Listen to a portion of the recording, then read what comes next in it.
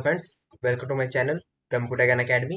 मेरा नाम राघव है और आज हमारे कंप्यूटर बेसिक कोर्स का डे 32 है, जिसमें कि हम हमारे जो एमएसएसएल है उसका हम इंसर्ट टैब स्टार्ट करने वाले हैं। ठीक है, तो इसे देखने के लिए टॉपिक पे चलते हैं। तो हम अपने एमएसएसएल में आ गए। ठीक है, यहाँ पे हम अपना आज हमारा इंसर्ट टैब हम देखने वाले हैं। ठीक है, इंसर्ट टैब में हमारे ये सारे ऑप्शन हम करेंगे, लेकिन इनमें से आपका जो टेबल्स है, टेबल्स की यहाँ पे देखो, आपको देखेगा पहला वाला पाइवट टेबल। ठीक है, पाइवट टेबल रिलेटेड यहाँ पे जो जो ऑप्शंस है ना, उनको हम आज नहीं करने वाले, क्योंकि आज हम इंसर्ट टैब कंप्लीट करेंगे। पाइवट टेबल सबसे जरूरी टॉपिक होता है हमारे एमएसएसएल में। ठीक है, आप किसी भी जॉब में जाओ, कहीं पर भी जाओ, आपको अगर आप बोलते हो कि आपको एमएसएसएल आता है, तो वो आपसे यही पूछेंगे कि आपको एमएसएसएल में पाइवट टेबल आता है। ये हर कोई पूछता है, इसलिए पाइवट टेबल वाला जो ऑप्शन है ना, ये बहुत जरूरी ऑप्शन है। तो इसको हम अलग से एक अलग वीडियो बना के देखेंगे, उसमें हम टाइम देंगे उसको, इस टॉपिक को अच्छे से टाइम देंगे और उसके बारे में अच्छे से जानेंगे। ठीक है, तो इसके जो प्रैक्टिकल्स होंगे, जैसे कि मैंने एमएस वर्ड में जैसे पहले टैब्स करवा लिए थे, फिर मैंने उसके ऊपर प्रैक्टिकल्स बनाए थे बहुत सारे। यहाँ पर भी वही होगा, यहाँ पर भी पहले मैं इन सभी टैब्स को एक्सप्लेन कर दूंगा एमएसएल के, फिर इनके ऊपर जो प्रैक्टिकल्स बनेंगे उस टाइम में पाइवट टेबल का भी एक प्रैक्टिकल वीडियो लाऊंगा, जिसपे आपको पाइवट टेबल के बारे में अच्छे से समझाऊंगा। ठीक है, तो पाइवट टेबल्स में ये जो पाइवट टेबल है, फिर रिकमेंडेड पाइवट टेबल्स, फिर ये पाइवट चार्ट, यहाँ पे जो दिख रहा है आपको चार्ट्स में पाइवट चार्ट्स, फिर ये टाइमलाइन, ये टाइमलाइन, ये जो चार ऑप्शंस है, ये आपको मैं पाइवट टेबल के ऑप्शन में बताने वाला हूँ। ठीक है, तो यहाँ पे हम, तो आज हम यहाँ से करते हैं, टेबल वाला ऑप्शन से शुरू करते हैं। टेबल वाला ऑप्शन को दिखाने के लिए मुझे एक टेबल की जरूरत थी, मैंने टेबल वाला ऑप्शन टेबल ले लिया। देखो, ये जो टेबल है ना, ये अभी हमारा टेबल नहीं है, ये अभी हमारा कंटेंट है। ठीक है, टेबल कह सकते हो, लेकिन एक तरह से कंटेंट है, लेकिन अब हम इसको टेबल में बदलेंगे। टेबल में बदलने के लिए पहले इसको सिलेक्ट कर लेते हैं। सिलेक्ट करने के बाद जो टेबल वाला ऑप्शन है ना, इस पर क्लिक कर देंगे। फिर यहाँ पे जो टेबल, यहाँ पे जो टिक है ना, इसको भी ऑन करके रखना है। ठीक है, कभी कभी ये बंद रहता है, ऑन करके रखना है। फिर ओके पे क्लिक कर देना है। तो देखो, आपका इस तरह से एक टेबल बन जाएगा। देखो, इस तरह से आपका एक टेबल बन जाएगा, दिख रहा है आपको। यहाँ पे ये वाला ऑप्शन है ना, ये वाले ऑन हो जाएंगे। ये मैंने अपने होम टैब में बताया था, लेकिन यहाँ पे मैं दोबारा बता देता हूँ। यहाँ पे ये वाला ऑप्शन आपके ऑन हो जाएंगे। ठीक है, फिर आपका ये टेबल वाला सेक्शन खुल के आ जाएगा। ये वाला टेबल, जो टेबल डिजाइन का टैब है ना, ये आपका खुल के आ जाएगा। बाहर कहीं अगर क्लिक कर दोगे तो ये वाला टैब बंद हो जाएगा, लेकिन दोबारा टेबल पे क्लिक कर दोगे तो ये वाला आपका ओपन हो जाएगा। अब मैं इन सभी को सिलेक्ट करता हूँ। करने के बाद ये जो लास्ट वाला ऑप्शन है ना, टेबल स्टाइल्स, इसका क्या मतलब है, यहाँ पे इस हिसाब से हम अपना कलर वगैरह चेंज कर सकते हैं। देखो, कलर वगैरह चेंज कर सकते हैं। ठीक है, ऐसे करके, जैसे कि मैं ये वाला रख लेता हूँ, ये वाला मैंने रख लिया। अब यहाँ पे आगे चलते हैं हम। यहाँ पे है फिल्टर बटन। फिल्टर बटन का क्या मतलब है, फिल्टर बटन अभी टिक है हमारा। फिल्टर बटन को अगर मैं बंद कर देता हूँ, तो यहाँ पे तो जो डॉट्स डॉट दिख रहे थे ना आपको, छोटे छोटे आइकन्स दिख रहे थे, वो वाला आपके आइकन्स हट जाएंगे। ये वाला आइकन्स ना, यहाँ पे इसको अनटिक कर दूंगा तो हट जाएंगे। इसको मैं टिक करके रखता हूँ। अब आगे आगे आता हमारा बैंडेड कॉलम्स। बैंडेड कॉलम्स क्या मतलब है, यहाँ पे देखो, बैंडेड कॉलम्स को टिक करता हूँ ना, तो बैंडेड कॉलम देखो क्या हो रहा है, एक एक रो, एक एक कॉलम छोड़ छोड़ के आपका वो बोल्ड होता रहा है, बोल्ड होता जा रहा है। जैसे कि बैंडेड रोज तो है ना, बैंडेड रोज को बंद कर दूंगा, तो जो देखो अभी यहाँ पे एक एक छोड़ के जो आ रहे थे ना हाईलाइट्स, वो आपके बंद हो जाएंगे। तो इनमें से कोई एक मैं इसको ऑन रखता हूँ, बैंडेड रोज को, बैंडेड कॉलम को बंद रखता हूँ। आप यहाँ पे बात आती है लास्ट कॉलम। लास्ट कॉलम पे अगर क्लिक करता हूँ, तो देखो हमारा लास्ट कॉलम हाईलाइट हो जाएगा। ठीक है, इसको बंद कर देता हूँ। अगर टोटल रोज पे क्लिक कर दूंगा, तो यहाँ पे देखो एक टोटल रो ऐड हो जाएगा, जिसपे हमारा टोटल दिखाएगा। देखो, यहाँ पे नीचे नीचे फोकस करो, टेबल के नीचे, यहाँ पे देखो नीचे एक टोटल करके आ जाएगा, और इसका जो टोटल है इन सभी नंबर्स का, वो टोटल आपको यहाँ पे शो होने लग जाएगा। ठीक है, ऐसे करके होता है। टोटल रो को मैं रख देता हूँ, चलो कोई बात नहीं। चलो मैं बंद कर देता हूँ, इसकी जरूरत नहीं अभी। हेडर रो मतलब वो ऊपर का रो, हेडर रो को मैंने अनटिक कर दिया, तो हेडर रो हमारा हट गया। हेडर रो को ऑन कर दिया, तो हेडर रो हमारा आ जाएगा। तो ऐसे करके हम, या फिर अगर फर्स्ट कॉलम वाला, ये तो फर्स्ट कॉलम हाईलाइट हो गया। ठीक है, लास्ट कॉलम हाईलाइट होता है और इससे फर्स्ट कॉलम हाईलाइट होता है। मैं दोनों को बंद कर देता हूँ। तो यहाँ से आप अपने हिसाब से जो रखना है, आप अपने टेबल्स में रखना चाहते हो, वो आप रख सकते हो। अब आगे आता है एक्सपोर्ट।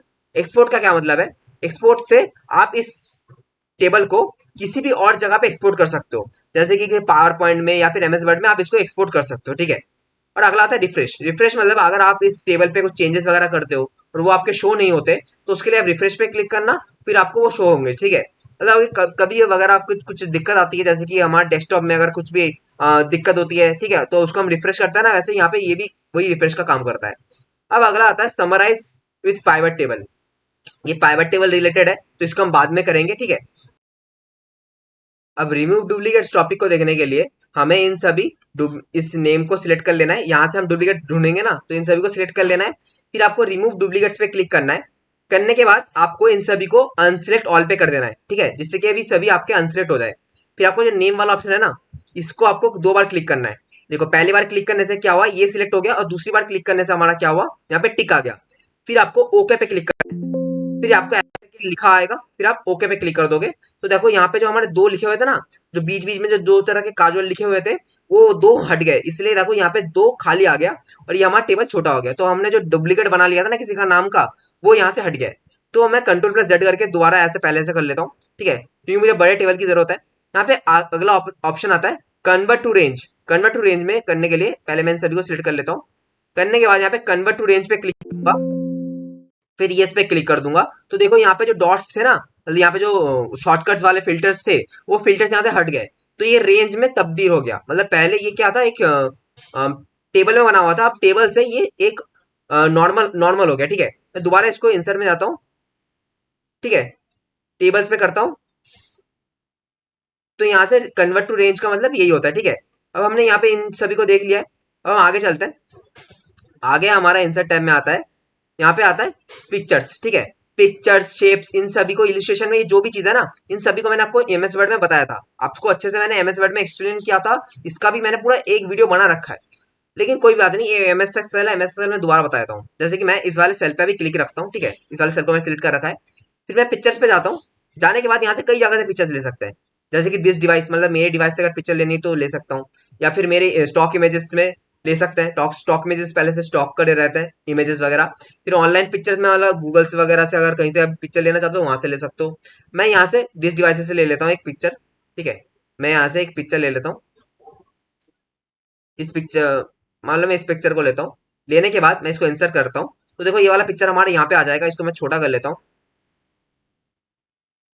इसको मैं यहाँ से लेके आता हूँ और फिर मैं इसको छोटा कर लेता हूँ।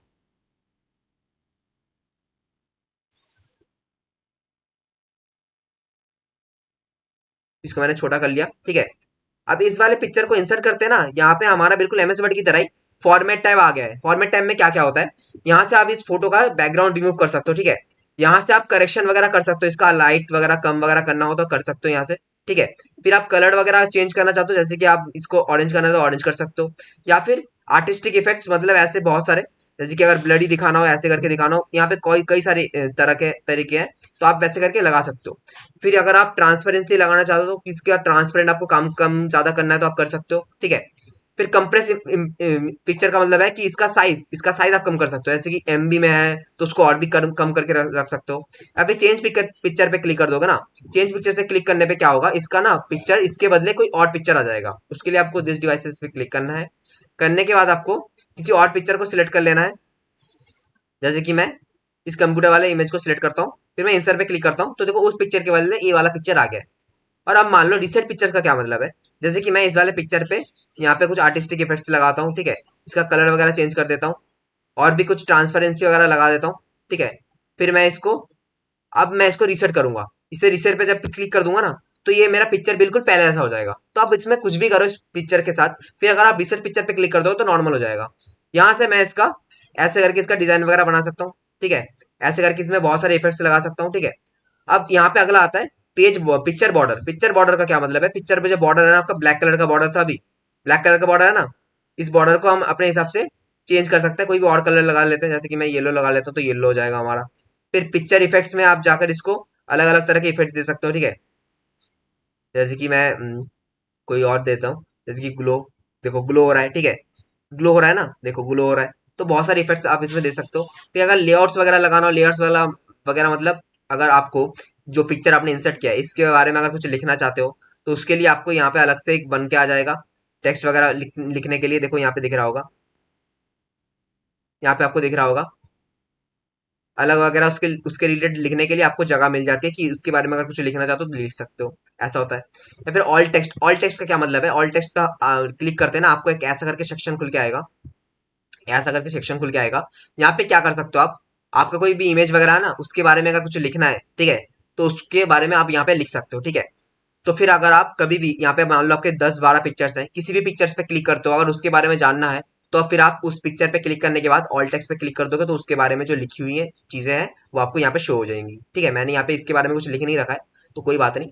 अब अगला आता है यहाँ पे ब्रिंग फॉरवर्ड और ब्रिंग बैकवर्ड। ब्रिंग फॉरवर्ड का मतलब है, मान लो यहाँ पे आपके 2-3 पिक्चर्स हैं, ठीक है। ब्रिंग फॉरवर्ड का मतलब है कि जो पीछे वाले पिक्चर्स हैं वो सबसे फ्रंट में आ जाए, और सेंड बैकवर्ड का मतलब है जो सामने वाला पिक्चर है वो सबसे पीछे चला जाए, ऐसे। और सिलेक्शन पैन का मतलब, सिलेक्शन पैन ऑन करने से ऐसा एक टेबल खुल के आ जाएगा, ऐसा एक सेक्शन खुल के आ जाएगा जहाँ पे आपको सारे पिक्चर्स को आप हाइड कर सकते हो यहाँ से क्लिक करके, और इसे अनहाइड भी कर सकते हो, ठीक है। अब अगला आता है हमारा, दोबारा इस पिक्चर पे सिलेक्ट करता हूँ, पिक्चर फॉर्मेट आ गया है यहाँ पे। यहाँ पे अगला आता है अलाइनमेंट, कि आपको अलाइनमेंट के हिसाब से आपका ये पिक्चर कहाँ पे चाहिए, मिडिल में चाहिए, सेंटर में चाहिए, कहाँ पे चाहिए, ऊपर चाहिए, नीचे चाहिए। यहाँ पे ऑप्शंस बंद है क्योंकि हमारा एक शीट नहीं है, ये अभी हमारा एक एमएसएसएल है, ठीक है। अब यहाँ पे अगला आता है ग्रुप। ग्रुप करने के लिए आपको अगर दो तीन पिक्चर्स हैं, ठीक है, आप एक पिक्चर को अलग से मूव करते हो। मान लो आपको वहां पे दो तीन पिक्चर्स को एक साथ मूव करना है, तो उसके लिए आप सभी पिक्चर्स को एक साथ सिलेक्ट करके, जैसे कि मैं इसका एक कॉपी बना लेता हूँ, शिफ्ट दबा के मैंने इसका मैं कंट्रोल दबा के इसका मैं कॉपी बना लेता हूँ, ठीक है, इसका मैंने कॉपी बना लिया।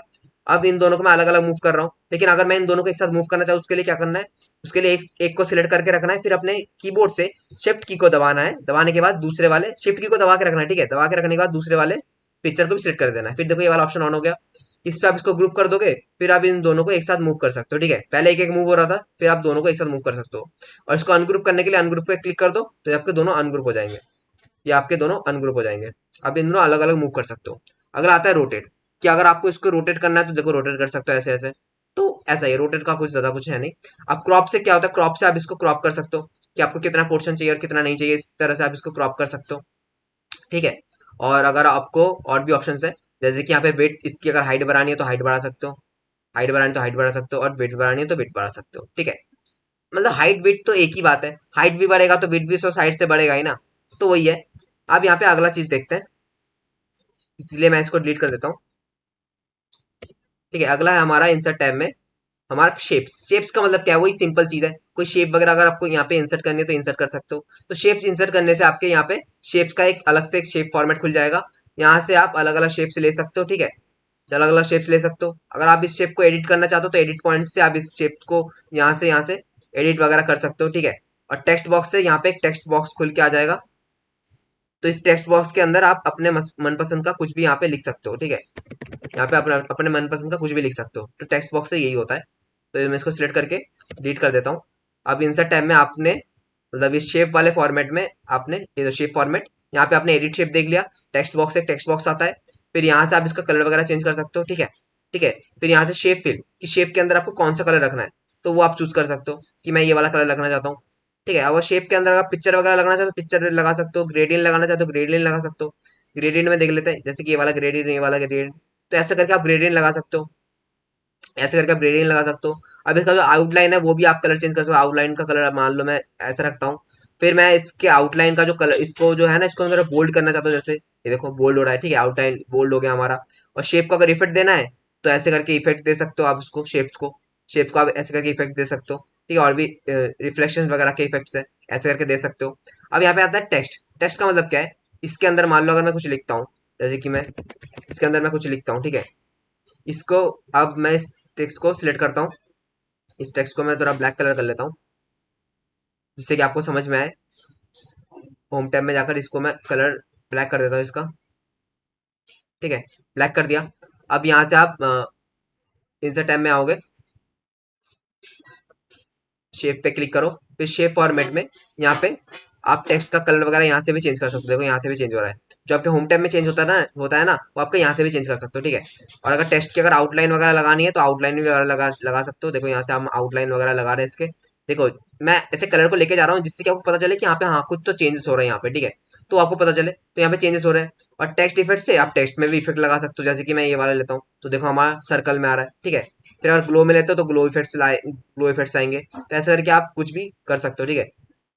अब ऑल टेक्स्ट का मतलब भी सेम ही है, जैसे कि मैंने पिक्चर्स पे दिखाया था ना, तो आप भी अगर इस यहाँ पे इसके बाद इसके रिलेटेड अगर कुछ लिखना चाहते हो, जैसे कि यहाँ पे जो शेप है, जैसे कि शेप तो यहाँ पे उल्टा पुल्टा है, तो मैं इसके बारे में उल्टा पुल्टा लिख सकता हूँ, मतलब उल्टा पुल्टा लिख दूंगा यहाँ पे कि आरा टेरा है, ऊंची नीचे है, ऐसा कुछ तो मैं लिख दूंगा। तो अब यहाँ पे आगे देखते हैं हम, यहाँ पे जो सेंड बैकवर्ड सेंड फॉरवर्ड से सिलेक्शन पैन, ये भी सारे ऑप्शंस जो मैंने बताया पिक्चर फॉर्मेट में बिल्कुल सेम टू सेम है, ठीक है। इसको मैं डिलीट कर देता हूँ।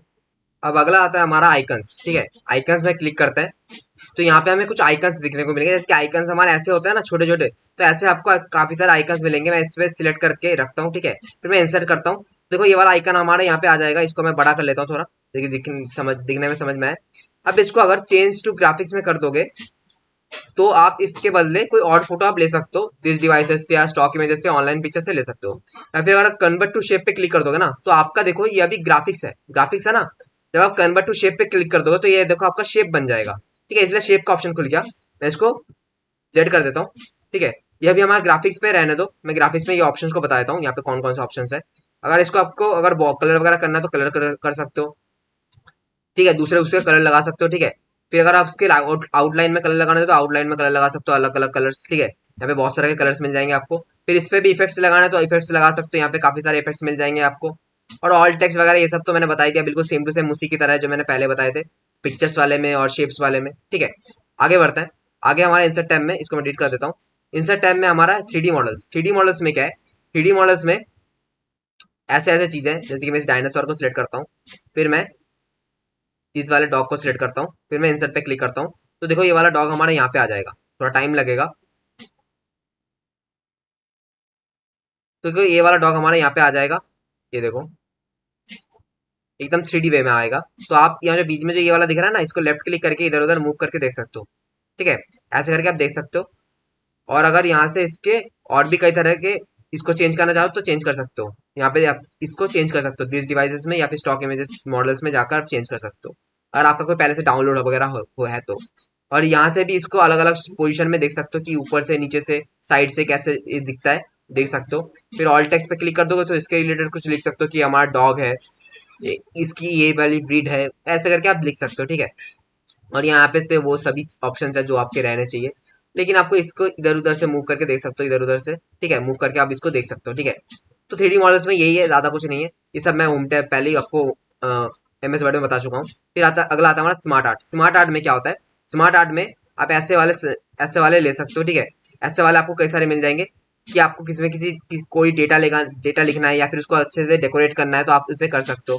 जैसे कि अगर मैं यहाँ पे ये वाला लेता हूँ, ठीक है, यहाँ से ये वाला लेता हूँ, ठीक है।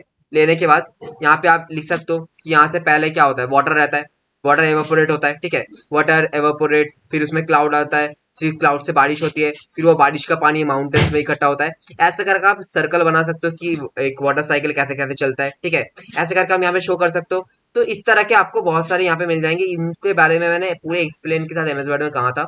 इस पे भी आप यहाँ से चाहे तो इसको डिजाइन वगैरह कर लगा सकते हो, फिर इसका कलर चेंज करना तो कलर चेंज कर सकते हो, ठीक है। फिर रीसेट ग्राफिक्स पे कर दोगे तो बिल्कुल नॉर्मल पहले ऐसा हो जाएगा। रीसेट ग्राफिक्स पे क्लिक कर दोगे तो बिल्कुल पहले ऐसा था, फिर पहले ऐसा हो जाएगा। फिर कन्वर्ट टू शेप्स पे क्लिक कर दोगे तो ये आपका शेप बन जाएगा, ठीक है। पहले हमारा क्या था, यहाँ पे हमारा स्मार्ट आर्ट था, स्मार्ट आर्ट डिजाइन था। फिर जब इसको आप यहाँ से आकर कन्वर्ट टू शेप पे क्लिक कर दोगे तो ये आपका शेप पे बदल जाएगा, ठीक है। तो मैं Ctrl+Z करके दोबारा नॉर्मल कर लेता हूँ, फिर मैं स्मार्ट आर्ट्स पे आता हूँ। आने के बाद यहाँ पे देखो अगला ऑप्शन है, यहाँ पे फॉर्मेट ग्राफिक डिजाइन देख लिया मैंने, इसको आप डिजाइन में कर सकते हो। फिर आप फॉर्मेट से आओगे तो यहाँ पे आपको फॉर्मेट्स मिल जाएंगे बहुत सारे, कि इसका इसे शेप का फिल, आउटलाइन वही सेम वगैरह वगैरह जो कि पहले भी था, ठीक है। वैसे ही सेम टू सेम है। टेक्स्ट फिल यहाँ पे वही, इस पे आप कलर वगैरह लगा सकते हो, ठीक है। टेक्स्ट के कलर लगा सकते हो, टेक्स्ट के आउटलाइन, टेक्स्ट के इफेक्ट्स, और ये सारे ऑप्शन तो मैंने पहले भी आपको बताया, ठीक है। तो यहाँ से हम वही सारी चीजें कर सकते हैं। अब इसको डिलीट कर देते हैं। अगला देखते हैं, अगला है हमारा यहाँ पे स्क्रीनशॉट। जैसे कि मैं मान लो मैं सेटिंग्स का ऑप्शन, इसका मैं स्क्रीनशॉट लेना चाहता हूँ, ठीक है। ये जो सेटिंग वाला ऑप्शन है ना, इसका मैं स्क्रीनशॉट लेना चाहता हूँ। इस सेटिंग के इस वाले पेज का मैं स्क्रीनशॉट लेना चाहता हूँ। उसके लिए मैं क्या करता हूँ, इस वाले विंडो को मैं ओपन रखता हूँ, ठीक है। रखने के बाद मैं यहाँ पे MS Excel को ओपन करता हूँ, ठीक है। MS Excel को मैंने ओपन किया। करने के बाद अब यहाँ पे जब मैं स्क्रीनशॉट पे क्लिक कर दूंगा तो देखो यहाँ पे हमें शो कर रहा है कि आपके पीछे कौन सा विंडो अवेलेबल है। यहाँ पे हमारा ये वाला विंडो अवेलेबल है, तो हमें शो कर रहा है कि हमारा ये वाला विंडो अवेलेबल है, ठीक है। तो मैं इस पहले पे क्लिक कर दूंगा, फिर देखो ये वाला विंडो हमारे यहाँ पे स्क्रीनशॉट होकर शो करने लगेगा, ठीक है। या फिर दूसरा तरीका भी है, इसके लिए मैं इसको डिलीट कर देता हूँ। करने के बाद मैं जब स्क्रीन क्लिपिंग के क्लिक कर दूंगा तो यहाँ पे अगर हमारे जितने विंडोज होंगे वो तो हमें शो करेंगे। उसका अगर स्क्रीनशॉट लेना चाहो तो ले सकता हूँ, लेकिन आप स्क्रीन क्लिपिंग में क्लिक कर दोगे तो आपका ये वाला बंद हो जाएगा, MS Excel का बंद हो जाएगा, फिर आपका यहाँ पे शो करेगा। तो फिर यहाँ से मुझे, यहाँ से लेकर यहाँ तक मुझे स्क्रीनशॉट लेना है, तो यहाँ से यहाँ तक मैं सिलेक्ट करता हूँ, फिर मेरा ये वाला यहाँ पे स्क्रीनशॉट आ जाएगा। तो मैंने आपको बता दिया ये चीज आप कर सकते हो इंसर्ट टैब में। तो यहाँ पे इंसर्ट टैब में आज हम इलुस्ट्रेशन तक ही रखते हैं, ठीक है। नहीं तो हमारा वीडियो बहुत बड़ा बन जाएगा। और कल के वीडियो में ये चार्ट से लेकर सिंबल्स तक हम पूरा टॉपिक कवर कर लेंगे। तो एमएस इंसर्ट टैब के हमारे दो पार्ट्स बनने वाले हैं। आज हमने यहाँ तक कंप्लीट कर लिया और कल हम यहाँ से लेकर यहाँ तक करेंगे, ठीक है। तो आज के लिए इतना ही। अगर आपको हमारे वीडियो अच्छा लगता है तो इस वीडियो को एक लाइक करना और हमारे चैनल को सब्सक्राइब करके नोटिफिकेशन को ऑल पे कर देना, जिससे कि हमारे सारे न्यू वीडियोस का अपडेट सबसे पहले आपके पास पहुंच जाए। और इसके नोट्स मैं इस वीडियो के डिस्क्रिप्शन में दे दूंगा, आपको अगर डाउनलोड करना है तो आप वहां से जाकर डाउनलोड कर सकते हो। Thank you.